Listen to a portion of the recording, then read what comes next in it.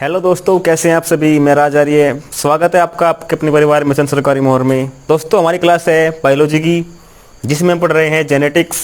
दोस्तों, जेनेटिक्स के कुछ वीडियोज मैंने पहले अपलोड करा दिए हैं। अगर दोस्तों आपने नहीं देखा है तो आप वीडियो के डिस्क्रिप्शन से लिंक उठाकर वीडियो को देख सकते हैं। दोस्तों, शुरू करते हैं आज की क्लास जेनेटिक्स। दोस्तों, लास्ट क्लास में मैंने पढ़ाया था आपको हाइब्रिडाइजेशन,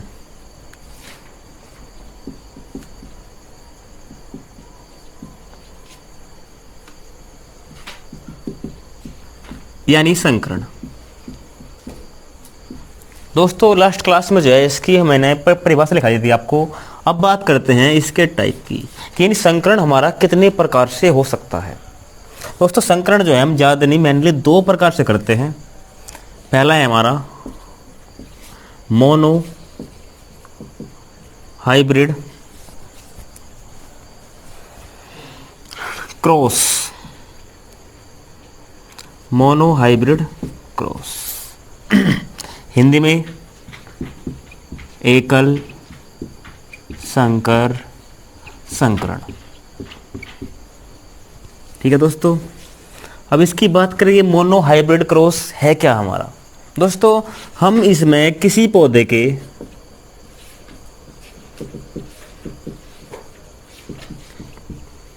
एक लक्षण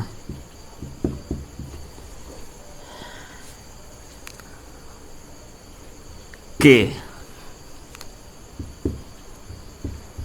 विपर्यासी के मध्य होने वाला संकरण, यानी किसी पौधों के एक जोड़ी लक्षण, कितने जोड़ी, एक जोड़ी लक्षणों के मध्य होने वाला संकरण, यानी लक्षण कितना चाहिए उसमें, हमें एक जोड़ी लक्षण चाहिए। ठीक है दोस्तों, तो तब होता है हमारा मोनो हाइब्रिड क्रॉस। ठीक है दोस्तों, जैसे बात करें किसी पौधे का मैं लक्षण ले लिया उसकी लंबाई का। दोस्तों, लंबाई हमारी दो प्रकार कर सकती है।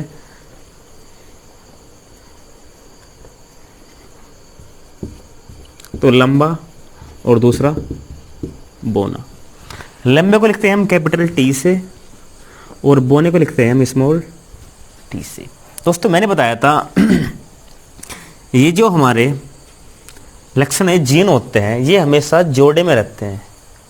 तो इसका जोड़ा बनाएंगे डबल टी और स्मॉल डबल टी।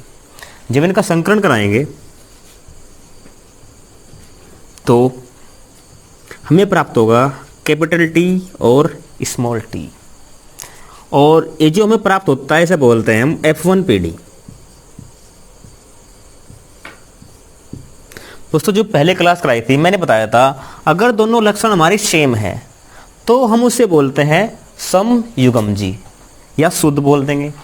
ऐसे ही ये भी डबल टी है, स्मॉल डबल टी है, यानी ये भी हमारा समयुग्मजी है। लेकिन अगर मैं इसकी बात करूं कैपिटल टी और स्मॉल टी, ये हमारा शुद्ध नहीं है क्योंकि इसमें जोड़ा कंप्लीट नहीं है दोनों का, यानी सेम नहीं है। तो इससे क्या नाम देंगे हम। दोस्तों, एक बात का और ध्यान रखेंगे, अगर कोई नया संकरण करके हमने कोई नया पौधा बनाया है तो उसमें दिखने वाले लक्षण हमारे कौन से होंगे।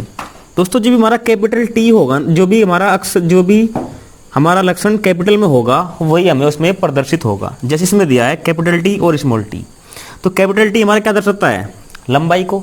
तो दोस्तों, ये पौधा कैसा होगा हमारा, लंबा तो होगा लेकिन ये हमारा अशुद्ध होगा। अशुद्ध क्यों होगा, क्योंकि यहाँ पे हमारा डबल टी नहीं है। अगर डबल टी होता तो हमारा होता है ये शुद्ध। लेकिन दोस्तों, ध्यान रखेंगे F1PD में हमें जब भी कोई पौधा प्राप्त होगा वो हमारा अशुद्ध लंबा होगा, अशुद्ध होगा, यानी वो हमें शुद्ध नहीं मिलने का।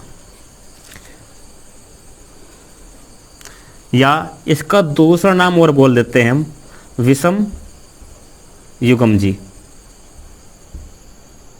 यानी जिसका युग्म जो है एक जैसा ना हो उसे बोलते हैं हम विषम युग्मजी।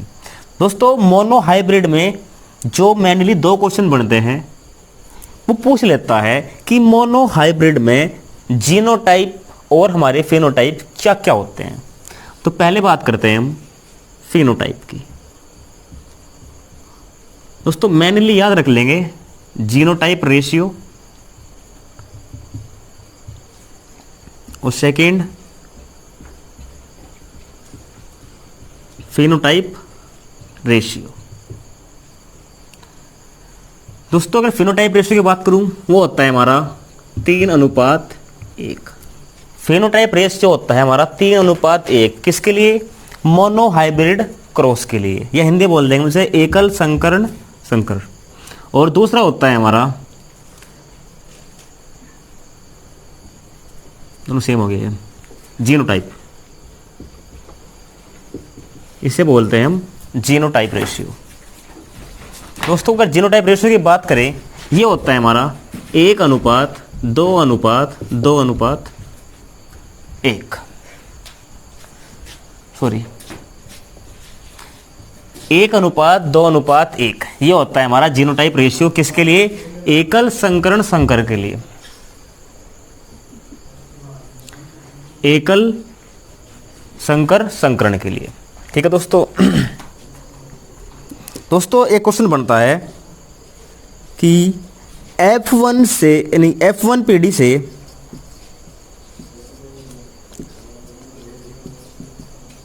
F2 पीढ़ी में किस प्रक्रिया से पहुंचते हैं?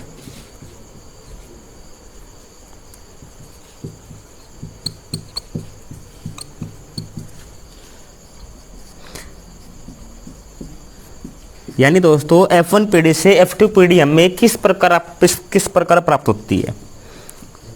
दोस्तों F1 पीढ़ी से जो हमें F2 पीढ़ी प्राप्त होती है वो होती है F1 पीढ़ी के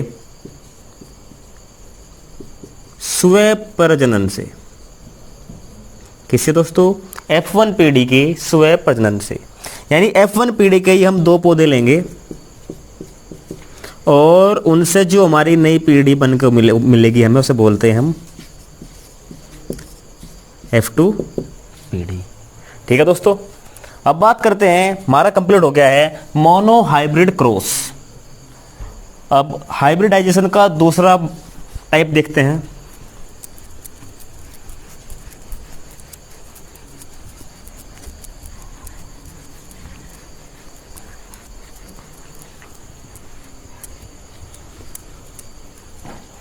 हाइब्रिडाइजेशन में दूसरा टाइप जो है हमारा वो है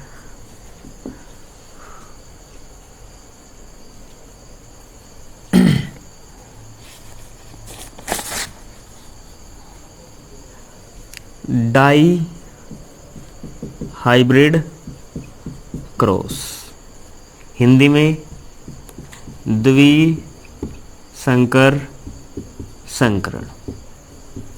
दोस्तों पहले पढ़ा है हमने मोनो हाइब्रिड क्रॉस यानी एकल संकर संकरण, उसमें हमने एक ही लक्षण लिया था, लेकिन ये है हमारा डाई हाइब्रिड क्रॉस। दोस्तों इसमें हम किसी भी पौधे के 2 लक्षण लेंगे।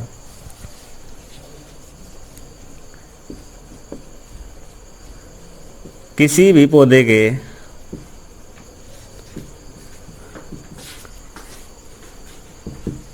दो विपर्यासी लक्षणों के मध्य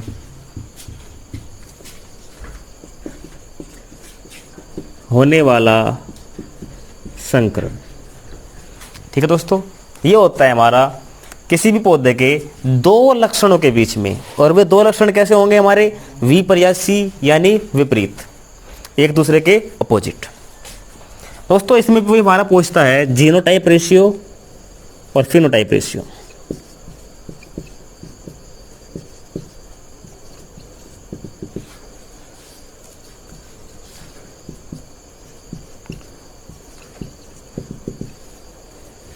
दोस्तों ध्यान रखेंगे इसका जीनोटाइप रेशियो और फिनोटाइप रेशियो अक्सर एग्जाम में पूछ लेता है। दोस्तों बात करो फिनोटाइप की, वो होता है हमारा 9:3:3:1। और जीनोटाइप रेशियो की बात करूं 1:2:2, 4:1:2:1:2:1। ये होता है हमारा जीनोटाइप रेशियो।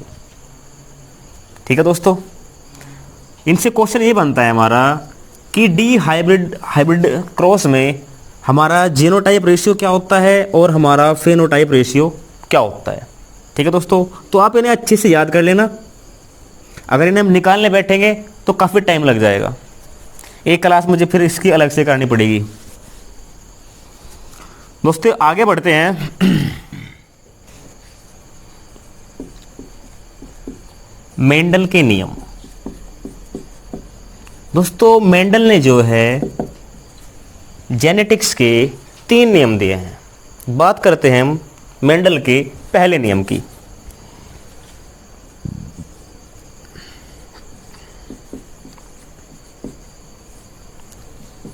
प्रभाविता का नियम, लॉ ऑफ डोमिनेंस।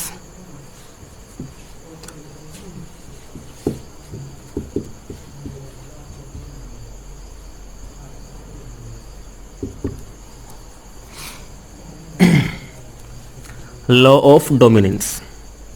दोस्तों बात करते हैं इस नियम में मेंडल ने कहा क्या था। दोस्तों ये प्रभाविता का नियम जो है किस संकरण पर आधारित है। मैंने पढ़ाया था कि हाइब्रिडाइजेशन यानी संकरण के हमारे 2 टाइप है, एकल संकर संकरण और द्विसंकर संकरण। तो दोस्तों जो प्रभाविता का नियम है ये हमारा एकल संकर संकरण पर आधारित है।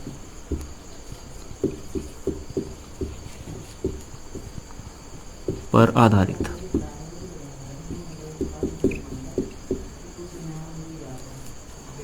अगर क्वेश्चन पूछा जाए कि प्रभाविता का मेंडल का जो प्रभाविता का नियम है वो किस पर आधारित है, तो दोस्तों वो एकल संकर संकरण पर आधारित है हमारा। ठीक है दोस्तों, तो बात करते हैं इस नियम में कहा क्या था मेंडल ने। इसमें कहा था जब एक जोड़ी शुद्ध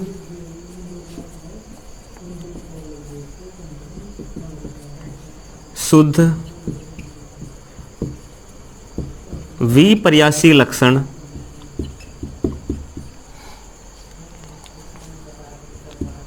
के मध्य संकरण किया जाएगा तब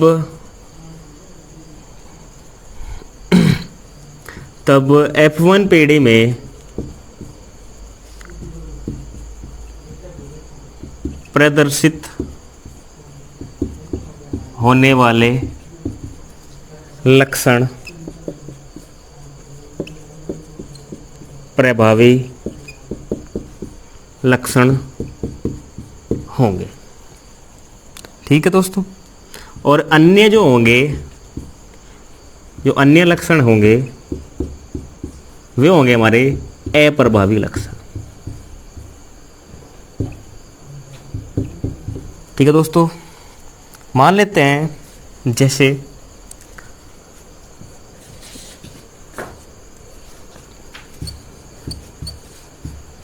कैपिटल टी स्मॉल टी यानी ये लंबाई के लिए है और ये बौनेपन के लिए है। दोस्तों गुण एक ही है, लंबाई का है। अब इनके मध्य हमने संकरण कराया तो हमें इसके मध्य से मिलेगा कैपिटल टी स्मॉल टी। ये कैसे पता लगा हमें? तो दोस्तों मैंने बताया था कि F1 पीढ़ी में जो भी हमारा पौधा बनेगा वो हमारा अशुद्ध बनेगा, यानी विषम युग्मजी बनेगा। दोस्तों इसमें जो हमारा लक्षण शो हुआ है, लक्षण शो करता है हमारा कैपिटल वाला अक्षर। कैपिटल टी किसको दर्शाता है? लंबाई को। ये होगा हमारा अशुद्ध लंबा। ये दोस्तों लंबा है तो इसमें प्रदर्शित लक्षण कौन सा है? हमारा लंबाई का। तो ये है इसमें हमारा प्रभावी लक्षण। और दोस्तों इसमें शो कौन सा हुआ? हमारा बौनापन का। तो ये है हमारा इसमें अप्रभावी लक्षण।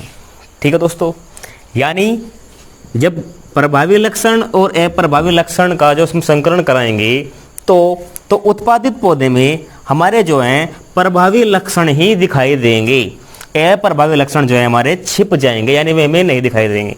यही था हमारे मेंडल का पहला नियम, जिसे बोलते हैं प्रभाविता का नियम। दोस्तों इस नियम के कुछ अपवाद भी थे, 1-2 अपवाद देखते हैं इसके। तो दोस्तों देखते हैं प्रभाविता के नियम का पहला अपवाद। ठीक है दोस्तों, इसका जो पहला अपवाद है वो है हमारी अपूर्ण प्रभाविता। दोस्तों अब ये एक नया वर्ड मिला है हमें, अब तो जानते हैं इसके बारे में ये होता क्या है। दोस्तों मैंने बताया था एक हमारा प्रभावी है और एक हमारा अप्रभावी लक्षण है, तब ये संकरण करेंगे तो हमारा यहाँ पे प्रभावी 100 यानी हमें प्रभावी लक्षण यहाँ पे दिखाई देगा। लेकिन अपूर्ण प्रभाविता का जो नियम कहता है वो ये कहता है कि जब हम प्रभावी और अप्रभावी का संकरण कराएंगे तो हमें ना तो हमें यहाँ प्रभावी 100 होगा और ना हमें यहाँ पे अप्रभावी 100 होगा। तो इन दोनों के मिश्रण से जो भी हमारा लक्षण बनेगा वो यहाँ पे हमें दिखाई देगा। यानी यहाँ पे जो हमारा लक्षण होगा वो इन दोनों से मिलकर बना होगा, प्रभावी और अप्रभावी दोनों लक्षणों से मिलकर। लिखेंगे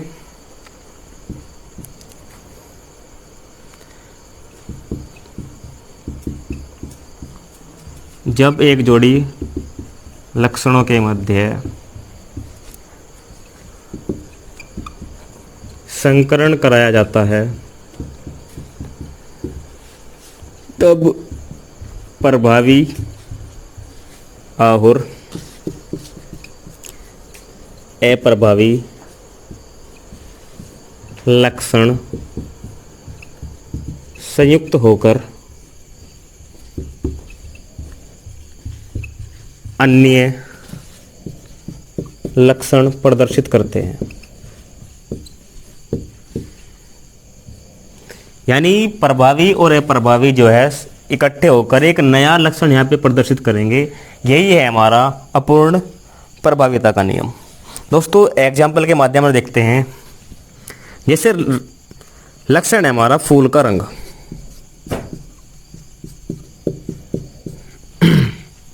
मान लो एक हमारा पीला पुष्प है और एक हमारा हरा पुष्प है।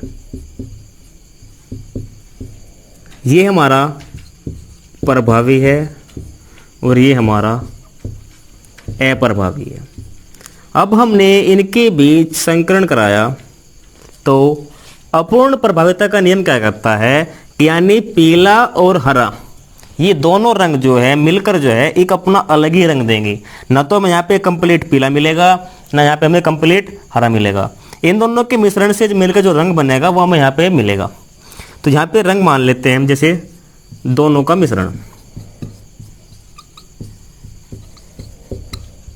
जो भी इस पौधे का रंग होगा वो दोनों के मिश्रण से मिलकर बना होगा। ये होगी हमारी इसकी F1 पीढ़ी। ये किस नियम से है? ये है हमारा अपूर्ण प्रभाविता का नियम। दोस्तों देखते हैं इसका एक एग्जाम्पल देखते हैं।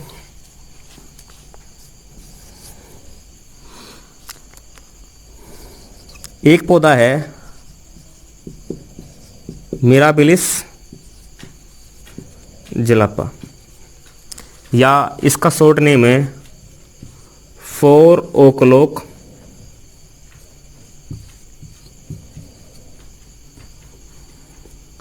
प्लांट।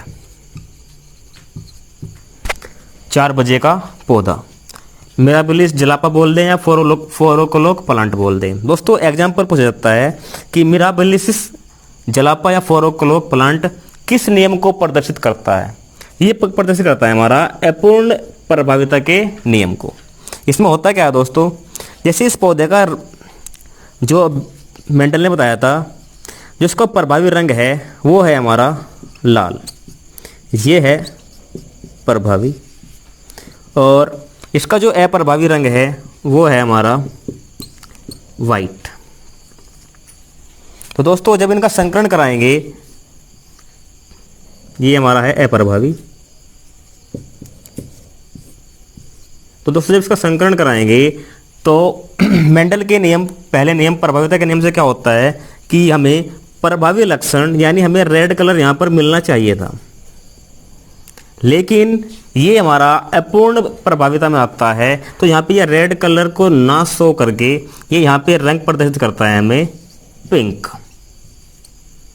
यानी गुलाबी। तो यहाँ पे जो है हमें प्रभावी लक्षण नहीं मिला, यहाँ पे मिला है हमें इन दोनों के मिश्रण से बना हुआ पिंक गुलाबी कलर। दोस्तों ये था हमारा अपूर्ण प्रभाविता का नियम, जो कि एक अपवाद है किसका, प्रभाविता के नियम का। दोस्तों इससे आगे का जो नियम है वो पढ़ेंगे हम आपकी अगली आने वाली क्लास में। दोस्तों आज के लिए इतना काफ़ी है। दोस्तों अगर आपको क्लास अच्छी लगी हो तो वीडियो को लाइक कीजिए, शेयर कीजिए और चैनल को सब्सक्राइब कीजिए। Thank you very much.